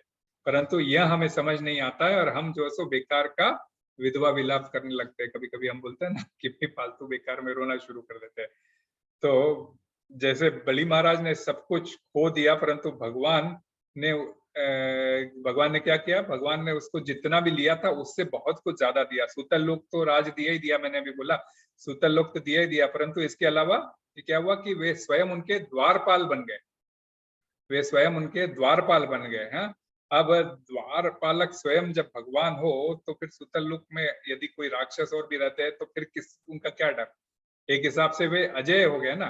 तो इसी सिलसिले में अपनी राखी पूर्णिमा जो गई है, कभी कभी हम जो बांधते हैं तो लक्ष्मी जी स्वयं आई थी बलि महाराज से कहने भी मेरे नाथ को यहाँ से छोड़ो क्योंकि वे आपके द्वारपाल बन के रह गए। इसलिए कभी कभी हम जब वो बांधते हैं राखी तब वो बलि महाराज का मंत्र बोला जाता है कि बलि राज आए, इस प्रकार का कुछ एक मंत्र बोला जाता है। लक्ष्मी जी स्वयं बांधने आई थी तो वे स्वयं उनके द्वारपाल बन गए। और इसके अलावा बलि महाराज ने कहा था, वामन देव ने कहा था बलि महाराज तुम इंद्र बनना चाहते थे ना, तो मैं तुम्हारी वह इच्छा भी पूरी करता हूँ। तो अभी 7वां मनवंतर चल रहा है जिसका नाम अभी वैवस्वत मनवंतर है। अगला जो मनवंतर रहेगा 8वां मनवंतर, उसका नाम सावर्णी मनवंतर रहेगा। उस मनवंतर में इंद्र का जो टाइटल, इंद्र का जो पद होगा वह आपको मिलेगा। तो बलि महाराज अगले मनवंतर के इंद्र अभी से घोषित कर दिए गए। तो जैसे मनवंतर चेंज होगा तो राजपाट वे इंद्र के रूप में संभालेंगे। उनकी इच्छा थी तो भगवान ने उनको वह एलिजिबिलिटी भी दे दी, क्योंकि उनके चरण के कदम उनके सर पे पड़ गए, वे तो बिल्कुल एलिजिबल हो गए। ये तो खाली समय का फेर है। तो उन्होंने उनको ये भी दिया। इतना ही नहीं, इससे भी भगवान प्रसन्न हुए, क्योंकि उन्होंने जो आत्मसमर्पण कर दिया था, आत्मसमर्पण का बहुत बड़ा, तो आप समर्पण करते हो तो आप समझो बलि महाराज ने जो आत्मसमर्पण कर दिया तो भगवान ने उन्हें क्या कुछ नहीं दे दिया। वे खुद उनके द्वारपाल बन गए। उनको उन्होंने अगले मनवंतर का इंद्र भी घोषित कर दिया। इसके अलावा उन्होंने वैकुंठ में उनके लिए एक परमानेंट सीट रिजर्व कर दी। परमानेंट सीट रिजर्व कर दी। सोचिए बलि महाराज यदि भौतिक जगत में स्वर्ग भी पा लेते तो क्या होता। तो स्वर्ग तो जैसे मैंने भौतिक जगत 1/4 हिस्सा है और आध्यात्मिक जगत तो 3/4 है। तो 14 लोगों के इसमें अगर वो एक लोग स्वर्ग लोग पा लेते तो क्या फर्क पड़ता। उन्हें कई गुना ज्यादा शाश्वत जगत में बड़ी जगह मिली है। तो समझने वाली बात यह है कि भगवान को आप जो कुछ भी देते हैं भगवान उससे बढ़कर ही आपको प्रदान करते हैं, जिससे आपका कल्याण ही होता है। भगवान आपसे कुछ लेते नहीं है। तो बुद्धिमान मनुष्य जानता है कि समस्त भौतिक संपत्ति नाशवान है और उसका सर्वोत्तम उपयोग है कि इसे भगवान की सेवा में लगाया जाए। इसीलिए प्रसन्न होकर भगवान आप को उनके धाम में शायद निवास दे देते। इसीलिए आप जो है सो बेफिक्र होकर उनके निवास स्थान में जाने के लिए रेडी रहिएगा। तो कोई पूछेगा भाई ये निवास स्थान भगवान का है कैसा? इसके लिए श्रील प्रभुपाद ये भगवद गीता के 15.5 और 6 श्लोक को कोट करते हैं कि उनका क्या मीन्स कैसे जाया जा सकता है और वहां उनका धाम है कैसा। तो निर्माण मोहा जित संग दोषा अध्यात्म नित्या विनिवृत्त कामा द्वंद्वैर विमुक्ता सुख दुख संगेर गच्छन्त मूढ़ा पद भव्ययन्त। अर्थात तो झूठी प्रतिष्ठा, अरे मैं तो यहाँ का कोषाध्यक्ष हूँ, मुझ जैसा फाइनेंस संभालने वाला कौन है, यदि मैं ऐसे सोचने बैठ जाऊं तो हो गया, ये तो मेरा बहुत बड़ा ये प्रतिष्ठा, झूठी प्रतिष्ठा। मैं तो केवल एक दास हूँ, यही सही प्रतिष्ठा है। तो भगवान का दास, वह भी तो दासों का दास, तो ये सही प्रतिष्ठा है। तो जो झूठी प्रतिष्ठा मोह तथा कुसंगति से मुक्त है, ऐसी संगति जो भगवान से हमें दूर ले जाती है वह कुसंगति है। सिंपल सी बात है, और कुछ हमें ज्यादा डिटेल में जाना नहीं है। तो जो झूठी प्रतिष्ठा मोह तथा जैसे पैसे का मोह और चीज का मोह कुसंगति से मुक्त है, जो शाश्वत तत्व को समझते हैं, जिन्होंने भौतिक काम को नष्ट कर दिया है, लाइक काम मतलब यहाँ पे आपके पैशन, जो आपको मीन्स लाइक कर गुजरने का जो मीन्स काम राग, तो जिन्होंने भौतिक काम को भोग करने की जो प्रबल इच्छा काम जो होती है, तो उसको जो नष्ट कर दिया है, जो सुख तथा दुख से द्वंद्व से मुक्त है, मीन्स उसको कोई फर्क नहीं पड़ता आज मैं सुखी हूं या दुखी हूं, और जो मोह रहित होकर परम पुरुष के शरणागत होना चाहता है, वे शाश्वत राज्य को प्राप्त करते हैं। तो ये एलिजिबिलिटी बता रहे हैं कि शाश्वत राज्य को कौन प्राप्त कर सकता है। तो बलि महाराज इसके राइट एग्जाम्पल थे। उन्होंने आत्मसमर्पण किया, उन्होंने मोह रहित होकर अपनी सारी संपत्ति दे दी, खुद भी नतमस्तक हो गए, और उन्होंने इसको भी भगवान का आशीर्वाद समझा जब भगवान उनसे सब कुछ ले रहे थे। और ये भी उन्होंने अपने गुरु तक का त्याग कर दिया। तभी गुरु जब आपको कृष्ण से विमुख होने की बात कहता है, तो आप इस परिस्थिति में गुरु का परित्याग कर सकते हो। तो ये हमको बहुत बड़ा लेसन मिलता है इस पर्टिकुलर श्लोक से भी। तो आप जो सो एलिजिबल हो जाते हो स्वर्ग राज्य प्राप्त करने का। और तो स्वर्ग है कैसा, उसका भी आगे डिस्क्रिप्शन दे दिया। न तद्भासयते सूर्यो न शशांको न पावक यद् गत्वा न निवर्तन्ते तद्धाम परमं मम। वह मेरा परम धाम न तो सूर्य या चंद्रमा के द्वारा प्रकाशित होता है, और न अग्नि या बिजली से। जो लोग वहां पहुंच जाते वे भौतिक जगत में फिर लौट कर नहीं आते। तो इस जगत में क्या है, इस जगत में केवल अंधकार है। आपको यदि थोड़ा लाइट चाहिए तो आपको सूर्य चाहिए होगा, यदि सूर्य ना हो तो फिर केवल अंधकार है। जब शाम में सूर्य ढल जाता है, जब वो पृथ्वी के उस भाग में चला जाता है, तो यहाँ क्या दिखता है, हमें अंधकार ही दिखता है। तो वैसे ही इस जगत में पूरा अंधकार है। उस अंधकार को दूर करने के लिए भगवान ने हमें सूर्य दे रखा है। परंतु भगवान के राज्य में इस सूर्य की कोई जरूरत नहीं होती है। हरदम वहां प्रकाशमान रहने वाला जगत है। हाँ, और न ही चंद्रमा है, न शशांको, न चंद्रमा है। हाँ, केवल चिंतामणि पत्थरों से निर्मित, वहां कल्प वृक्षों से निर्मित कल्प वृक्षों से निर्मित हर चीजें चमकने वाली है, बोलते चमकने वाला स्थान है। तो ऐसा मेरा शाश्वत धाम है, भगवान कहते। और जो वहां आता है वहां पुनः इस भौतिक जगत में लौट कर नहीं आता।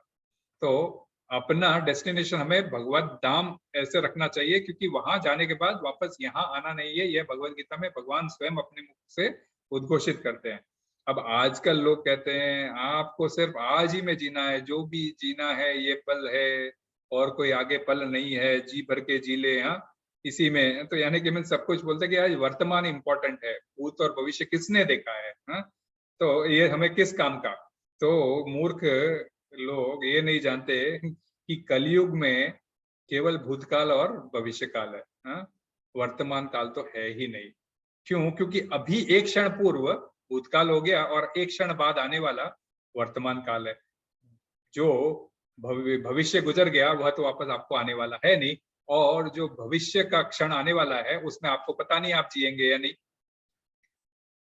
तो ये भूत और भविष्य ही है। वर्तमान आप सोचोगे मैं जी रहा हूं, लेकिन अगला क्षण आपके लिए भविष्य काल है। तो वर्तमान इस कलयुग में भौतिक जगत में है नहीं। यह वर्तमान कब संभव है? यह वर्तमान सिर्फ और सिर्फ शाश्वत जगत में संभव है, जहां पे मीन्स लाइक सब कुछ वर्तमान ही है। वहां पे भूत भविष्य की आपको चिंता करने की जरूरत नहीं है। तो यहाँ नश्वर जगत में कभी भी वर्तमान संभव नहीं हो सकता। और भगवत धाम कैसे हासिल किया जा सकता है? इसलिए श्रील प्रभुपाद तात्पर्य में लिखते हैं कि सभ्यता से हासिल किया जा सकता है। तो उन्होंने सभ्यता का मतलब एक means particular type of living system. सभ्यता किसे कहते हैं? हम सनातन सभ्यता है ना। तो हम जिस प्रकार जीते आए वह एक प्रकार की सभ्यता है। तो सबसे निचले प्रकार की सभ्यता कौन सी होती है? पशुओं की सभ्यता। वे केवल 4 काम करते हैं। हाँ, खाना, सोना, मैथुन करना और अपने आप का बचाव करना। तो इनसे ऊपर की सभ्यता है जो इंद्रियों को संयम में रखने की सभ्यता। भाई इंद्रियों को कंट्रोल करके आप जो सभ्यता जीते हो वह एक सभ्यता है जो पशु जीवन से ऊपर की होती है। पशु जीवन तुल्य नहीं होती, पशु से ऊपर की होती है। एक्चुअली मैं कौन हूँ, इस जगत में क्यों आया हूँ, यह जब हम सोचने लगते हैं तो हम जो है सो उस पशुओं के धरातल से उड़ जाते हैं और मनुष्यों के धरातल पर आते हैं। इसीलिए जब संयमित मीन्स लाइक उसको नियंत्रण का जब बात आता है तो हम लोग 4 नियमों का पालन करने की जो बात कहते हैं, हमारे जो मेन 4 स्तंभ है, no meat eating, no intoxification, no illicit sex और नो गैम्बलिंग, ये जो हमारे 4 नियम है, इनको पालन इसीलिए करने को कहा जाता है ताकि आप इंद्रिय सभ्यता से ऊपर उठे हुए रहे। मीन्स लाइक आप इंद्रियों को जो पसंद है वही करना है, ये कार्य ना करे, उनको नियंत्रण में रखे। कोई भी चीज मीन्स लाइक इंद्रियों को कभी भी आप खुला नहीं छोड़ सकते, नियंत्रण में जीवन रखते हैं तो ही सही रहता है। तो इंद्रियों से लेकिन वह भी एक सेकंड लेवल की सभ्यता है। हम लोग जब बोलते हैं ना कि ये सारे योग की सीढ़ियां हैं, तो बस उसी प्रकार से समझ लो। इंद्रियों से ऊपर क्या है? मन। तो मानसिक सभ्यता भी पूर्ण सभ्यता नहीं है, श्रील प्रभुपाद लिखते हैं, क्योंकि मन के ऊपर इंटेलिजेंस है, बुद्धि है। तो केवल मानसिक चिंतन से कुछ हासिल नहीं होगा, इंद्रियां फिर से भटकेगी। आप सोचोगे कि मैं नहीं करूं, लेकिन सामने जब आपके इंद्रियों के जब विषय वस्तु सामने आएगी तो फिर आपकी इंद्रियां भटक जाएगी। तो मन से ऊपर इसलिए बुद्धि होती है, तो बुद्धि आपको वो जो है सो डिफरेंशिएट कर सकती है, ये सही है, यह सही नहीं है। तो बुद्धि से तो बुद्धि के लेवल की सभ्यता हमें भगवद गीता पढ़ने से हमें ये बौद्धिक सभ्यता की जानकारी हमें मिल जाती है। और बुद्धि से ऊपर आत्मा है, अर्थात आत्मिक सभ्यता, उत्कृष्ट पुरुष, जो एकदम उत्कृष्ट सभ्यता है। जैसे ही मनुष्य आत्मा की सभ्यता के पद पर उड़ जाता है, भगवान के राज्य में प्रवेश करने की उसकी योग्यता 100% निश्चित हो जाती है।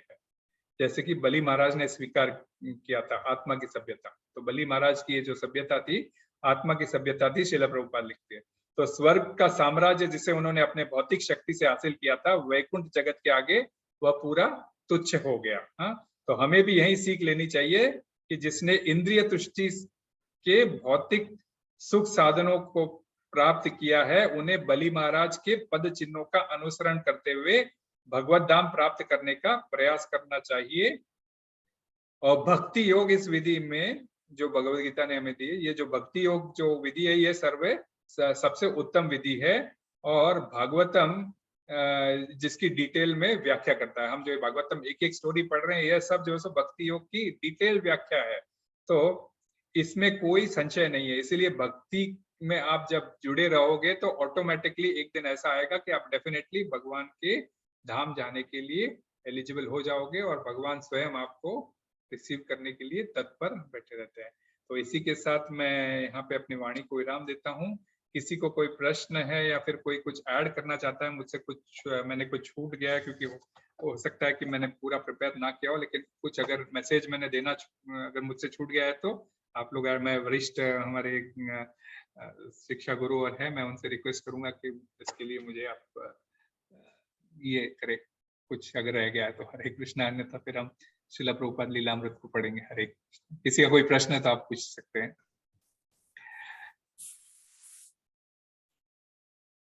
हरे कृष्ण प्रभु।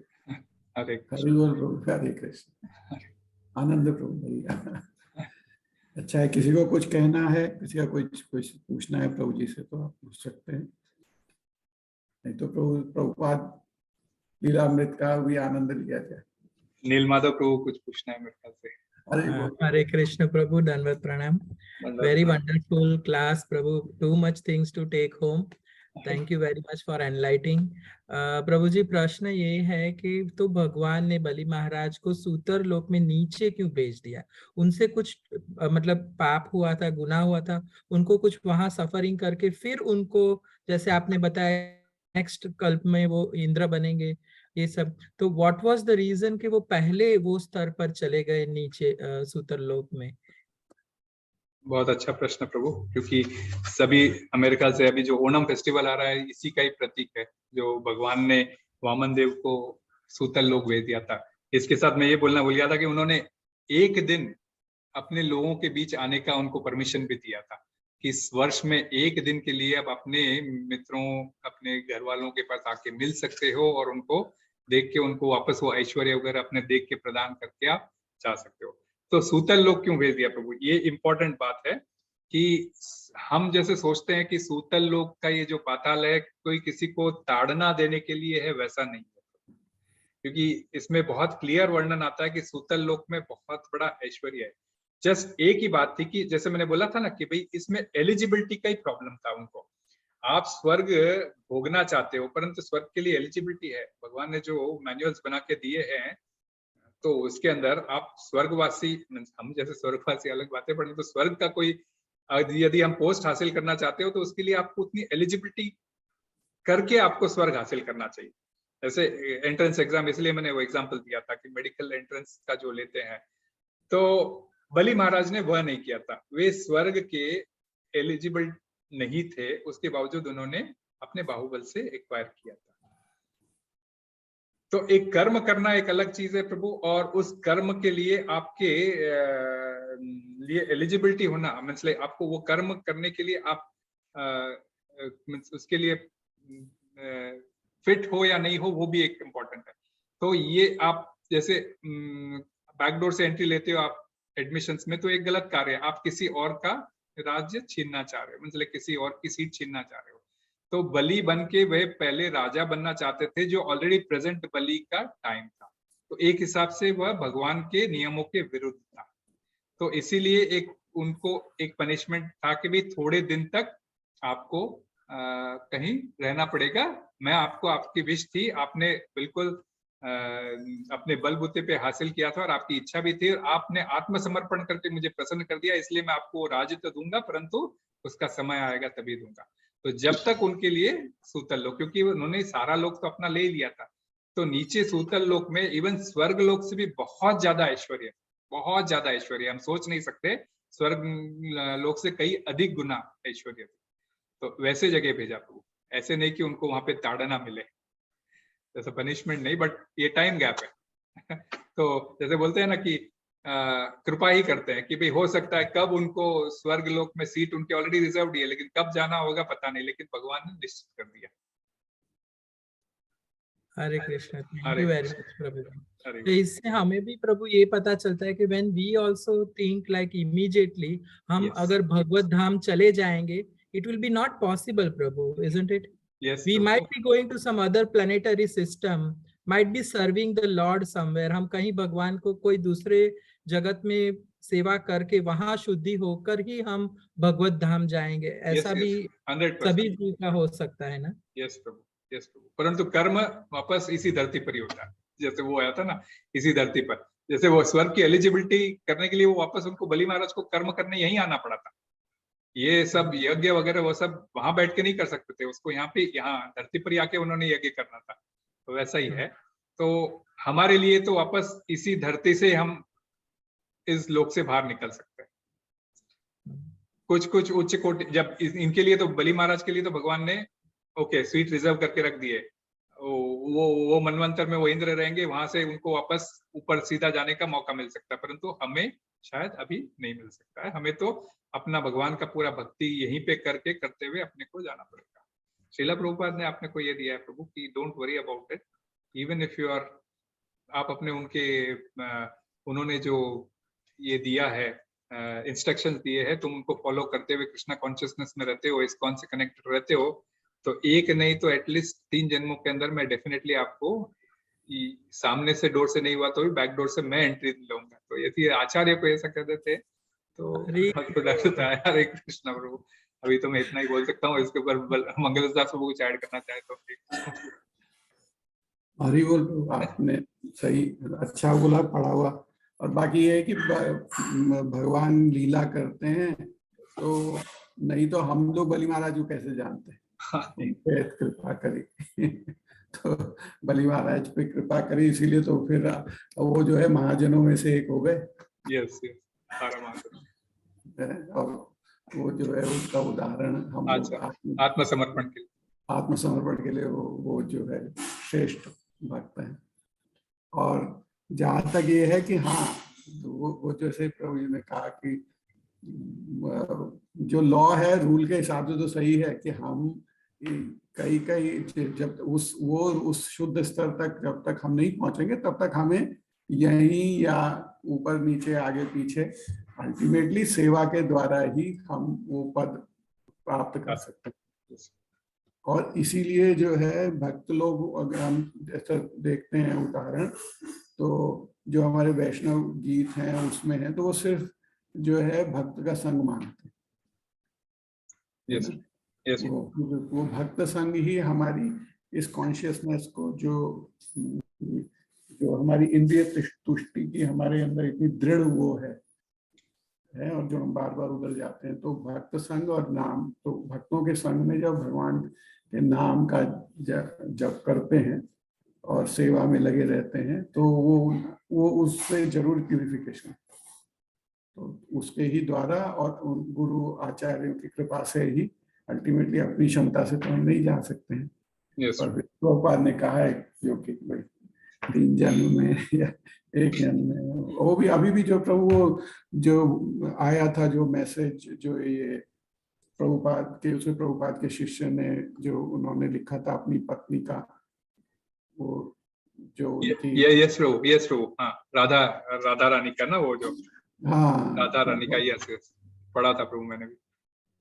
बड़ा अच्छा। तो देखिए वो भक्त लोग भी कितनी सिंप्लिसिटी, बट उनके ये दृढ़ विश्वास है प्रभुपाद के उस पे कि हम जो है, जो प्रभुपाद ने कहा उसे फॉलो किया, कोई आवश्यक नहीं, कोई बड़ा कार्य नहीं किया। वो तो कह रहे हैं, खैर वो तो उनकी नम्रता है कि वो ऐसा कह रहे हैं, जरूर उन लोगों ने तो बहुत बड़े बड़े कार्य किए, पर उन्होंने कहा कि नहीं, हम तो कोई छोटे भक्त, हमने कोई विशेष नहीं किया, पर पूर्णतया जो 16 माला जप करना, 4 नियम, भक्त संग, भक्तों का जो है जहां भी हो सका सहयोग किया, तो पर वो तो इसीलिए शांत थे कि शरीर त्यागते उन्होंने, वो कह रहे हैं कि मेरी पत्नी जो है वो एकदम आराम शांत थी, उसको पूर्ण विश्वास था कि प्रभुपाद की शरण में हूँ, तो प्रभुपाद आगे तो भी प्रभुपाद रक्षा करें। यस प्रभु, ये तो है। बहुत अच्छा लगता है ऐसा, लेकिन नहीं तो आप सोचिए प्रभु कि हाँ, उन्होंने बोला था एक ही बार, मैंने अपने जीवन में एक ही बार प्रभुपाद को मिला हूँ, और उसके बाद फिर मिलना हुआ नहीं, लेकिन हम लोग उनके ऊपर इतना भरोसा था, अरे और हम तो कई बार गुरु महाराज को मिल लेते हैं, फिर भी बस हाँ, अरे बहुत अच्छा लेसन था। यस दृढ़ श्रद्धा। यस, हरे कृष्ण प्रभु। हरे कृष्ण। वो तो शीला प्रभुपाद लीलामृत लेते हैं प्रभु। जी प्रभु। शीला प्रभुपाद लीलामृत की जय, सतस्वरूप दास गोस्वामी महाराज की जय। तो अभी अध्याय चल रहा है अमेरिका की यात्रा। तो पिछली बार हमने जहाँ छोड़ा था वहां से मैं आगे लेता हूँ। वैसे ही सीधी तथ्यात्मक शैली में, जिसमें उन्होंने तिथि, मौसम और अपने स्वास्थ्य की स्थिति का उल्लेख लिखा था, अब उन्होंने अपने सखा भगवान कृष्ण पर अपनी असहाय निर्भरता का तथा कृष्ण के विषयों के भोगोन्माद में अपनी तन्मयता का वर्णन किया। उन्होंने गुरु और शिष्य के बीच में संबंध का वर्णन किया और अपने निजी आध्यात्मिक गुरु श्री श्रीमद् भक्ति सिद्धांत सरस्वती की वंदना की, जिनकी दृढ़ इच्छा से भगवान गौरंगा का पवित्र नाम पाश्चात्य जगत में सभी देशों में आर पार फैल जाएगा। उन्होंने स्पष्ट रूप से कहा कि उनके आध्यात्मिक गुरु ने इस लक्ष्य को पूरा करने का आदेश दिया था और कृष्ण भावनामृत का विश्वव्यापी प्रसार करो, और अपने को इसके अयोग्य पाकर उन्होंने भगवान कृष्ण की शक्ति के लिए प्रार्थना की। अंतिम पदों में अप्रत्याशित रूप से भगवान कृष्ण के साथ श्रील प्रभुपाद के साक्षात संबंध की विस्तृत झलक मिलती है। प्रभुपाद ने कृष्ण को अपना प्रिय मित्र कहकर संबोधित किया और ब्रज भूमि से फिर विचरण के आनंद की कामना की। उन्होंने लिखा कि कृष्ण का यह स्मरण उन्हें भगवान की सेवा करने की तीव्र इच्छा से आया।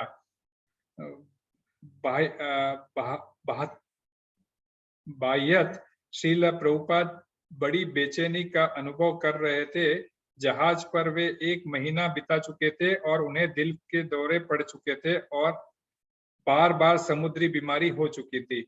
इसके अतिरिक्त यदि उन कठिनाइयों से वे उभर भी जाएं तो अमेरिका में उनसे पहुंचने पर और भी अनेक कठिनाइयां उनके सामने होगी, परंतु अपने आध्यात्मिक गुरु की इच्छा को याद करते हुए चैतन्य चरितामृत के अध्ययन की शक्ति प्राप्त करते हुए और अपनी प्रार्थना में भगवान कृष्ण के प्रति अपने मन की बात कहते हुए प्रभुपाद आश्वस्त बने रहे। कलकत्ता में 35 दिन की यात्रा के बाद जलदूत 17 सितंबर 1965 को 5:30 बजे प्रातः बोस्टन स्थित कॉमनवेल्थ घाट पर पहुंचा। जहाज को न्यूयॉर्क शहर के लिए प्रस्थान करने से पूर्व बोस्टन में थोड़ी देर रुकना था। अमेरिका में प्रभुपाद ने जो वस्तुएं सर्वप्रथम देखी उनमें बंदरगाह में एक माल गोदाम के अग्रभाग पर अंकित A&P अक्षर थे। सागर तल पर फैल रहे प्रातःकाल के धुंधले प्रकाश में बंदरगाह के बड़े जहाज, झींगा मछलियों के रैक, सलेटी रंग की बड़ी इमारतें और दूरी पर ऊपर उठती बोस्टन की क्षितिज रेखा दिखाई देने लगी। प्रभुपाद के संयुक्त राज्य के अप्रवासी और सीमा शुल्क की कार्यवाहियों से गुजरना पड़ा। उनके अनुमति पत्र के अनुसार वे 3 महीने तक रुक सकते थे और एक अधिकारी ने उस पर उनके संभावित प्रस्थान की तिथि की मुहर लगा दी। कप्तान पांड्या ने प्रभुपाद को बोस्टन में, जहां वे कुछ खरीदारी करना चाहते थे, परिभ्रमण के लिए आमंत्रित किया। वे एक पुलिया पार करके एक व्यस्त व्यावसायिक क्षेत्र में गए जो प्राचीन गिरिजाघरों, गोदामों, कार्यालयों, शराब घरों, भड़कीले किताबों और दुकानों, रात्रि क्लबों और खान पान ग्रहों से भरा था। प्रभुपाद ने सरसरी निगाह से नगर का अवलोकन किया, किंतु बोस्टन में उनके अल्पकालीन निवास की सबसे महत्वपूर्ण घटना इस तथ्य के अतिरिक्त कि अब उनका पदार्पण अमेरिका में हो गया था, वह थी कि उनके कॉमनवेल्थ घाट पर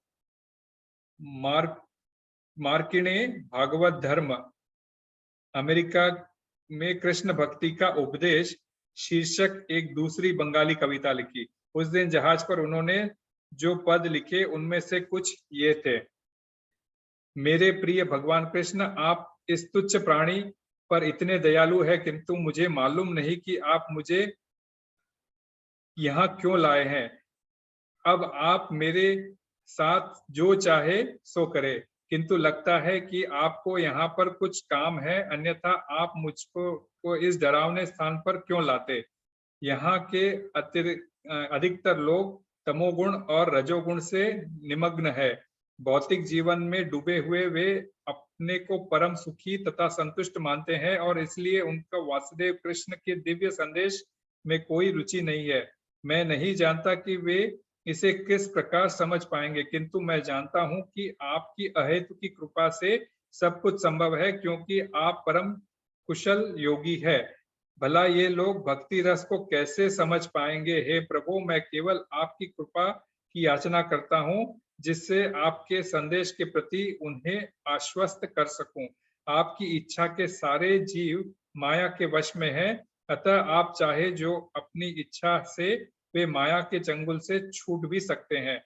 मेरी कामना है कि आप उनका उद्धार करें, अतः यदि आप उनका उद्धार करना चाहते तभी वे आपके संदेश को समझ सकेंगे।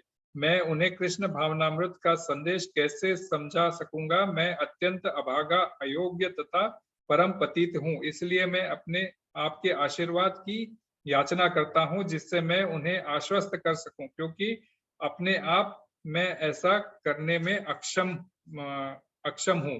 हे प्रभु, अपने विचार से बताने के लिए आप मुझे यहाँ किसी तरह लाए हैं।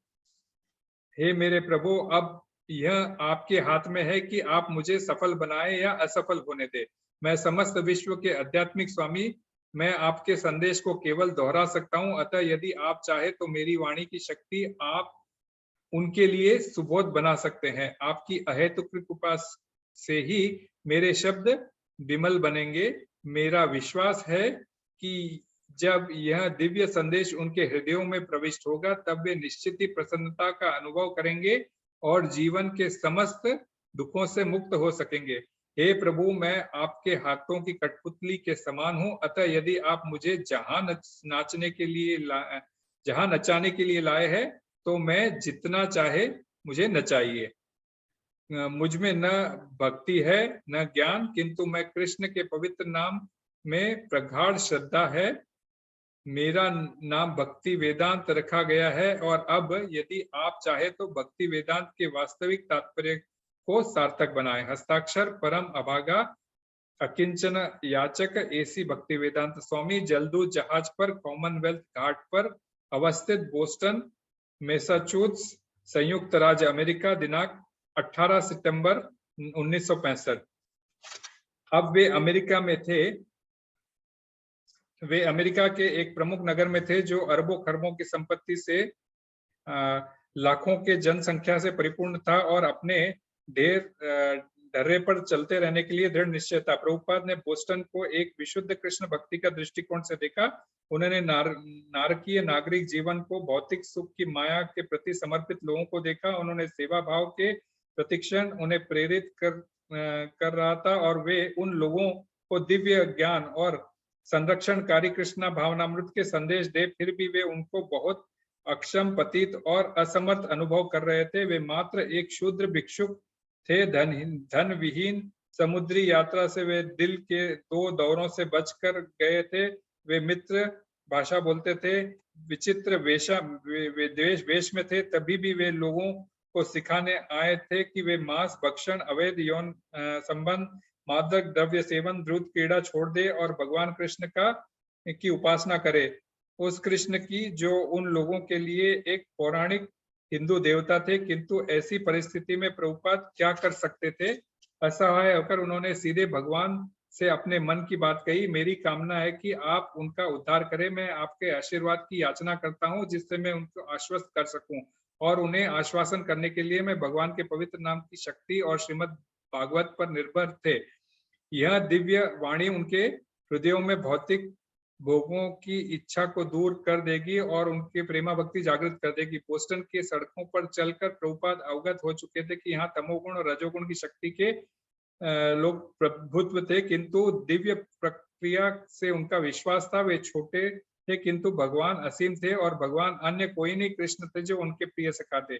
जलदूत 19 सितंबर को न्यूयॉर्क बंदरगाह पहुंचा और उन्होंने ब्रुकलिन घाट पर 17वीं सड़क पर लंगर डाला। भक्ति वेदांत स्वामी ने पहले के लाखों यात्रियों और प्रवासियों की भांति विस्मयकारी मैनहट्टन क्षितिज को, एम्पायर स्टेट इमारत को और स्टैच्यू ऑफ लिबर्टी स्वतंत्रता की प्रतिमा को देखा। श्रील प्रभुपाद एक वृंदावन वासी के उपयुक्त वेश धारणा किए थे। उन्होंने कंठी माला और सादी सूती धोती धारण कर रखी थी। उनके हाथ में जपमाला थी और वे एक पुरानी चादर ओढ़े थे जिसका रंग सुनहरा था। सिर घुटा था, पीछे शिका थी, मस्तक पर श्वेत तिलक लगा था। उनके सफेद रबर की नुकीली चप्पलें पहन रखी थी और भारत के साधुओं के लिए असामान्य बात नहीं थी, किंतु न्यूयॉर्क के ऐसे वैष्णव के समान व्यक्ति को प्रकट होते कब किसने देखा था या उनका स्वप्न में भी साक्षात्कार किया था। वे संभवतया पहले वैष्णवी सन्यासी थे जो न्यूयॉर्क के अपने निजी वेशभूषा में पहुंचे थे। न्यूयॉर्क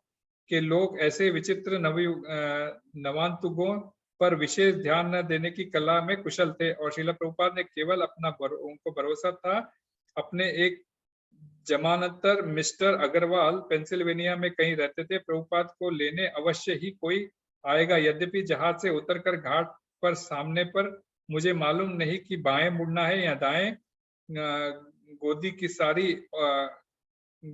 की सारी औपचारिकताएं पूरी कर लेने पर पेंसिल्वेनिया स्थित अग्रवाल परिवार द्वारा भेजे गए यात्री सहायता संस्थान का एक प्रतिनिधि उन्हें मिला। उसने प्रभुपाद को मैनहट्टन के सिंधिया टिकट कार्यालय में उनके साथ जाने के लिए कहा जाने पर वे अपनी वापसी यात्रा के लिए आरक्षण करा सके। सिंधिया कार्यालय में प्रभुपाद की बात जोसेफ फॉरेस्टर नामक टिकट एजेंट से हुई, जो एक असाधारण यात्री की वैष्णव वेशभूषा उनके लिए समान और प्रत्यक्ष विपत्रिता में प्रभावित हुए। उन्होंने प्रभुपाद को एक पुजारी समझा। सिंधिया के यात्री के अधिकारी व्यापारी का परिवार वाले लोग होते थे, इसलिए फॉरेस्टर ने कभी ऐसी यात्री को नहीं देखा था जो भारत से पारंपरिक वैष्णव वेशभूषा धारण किए हो। श्रील प्रभुपाद को एक सुखद सज्जन के रूप में पाया जिन्होंने जलदूत से यात्रा के दौरान प्राप्त उत्तम आवास और सद्व्यवहार की प्रशंसा की। प्रभुपाद ने फोस्टर से भारत लौटने वाले किसी जहाज पर अपने लिए स्थान सुरक्षित रखने का अनुरोध किया। उनकी योजना 2 महीने में भारत लौटने की थी और उन्होंने मिस्टर फॉरेस्टर से कहा था कि वे अपने न्यूयॉर्क संपर्क बनाए रखेंगे। श्रील प्रभुपाद के पास नगद 40 रुपए थे जिसे वे स्वयं न्यूयॉर्क के कुछ घंटों का खर्च कहते थे। इसके अतिरिक्त उनके पास $20 और थे, जिसे उन्होंने कप्तान पांड्या को भागवत के 3 खंड बेचकर प्राप्त किए थे। उनके हाथ में छाता तथा एक सूटकेस था और आगे आगे यात्रिक सहायता के प्रतिनिधि था। इस तरह वे पोर्ट अथॉरिटी बस अड्डे की ओर बढ़े, जहां से उन्हें बटलर के लिए यात्रा आरंभ करने की व्यवस्था करनी थी। श्रील प्रभुपाद की जय से जो 12वां अध्याय समाप्त होता है। हरे कृष्णा। अगला नया अध्याय रहेगा बटलर पेंसिल्वेनिया, प्रथम परीक्षण की भूमि। हरे कृष्णा। श्रील प्रभुपाद की जय। सत्स्वरूपदास गोस्वामी महाराज की जय। हरे कृष्ण। हरे कृष्ण। हरे कृष्णा। थैंक यू प्रभु। Very good. सीमा आरती का समय हो गया है। हरे कृष्ण। निर्मल जडेजा प्रभु टीडीए। हरे कृष्ण प्रभु। हरे कृष्ण प्रभु। यस प्रभु। हरे कृष्ण। बोलो श्री श्री नृसिंहदेव भगवान की जय। नरसिंह भगवान की जय। जय। महाराज की नमस्ते नरसिंहाय प्रह्लादायिने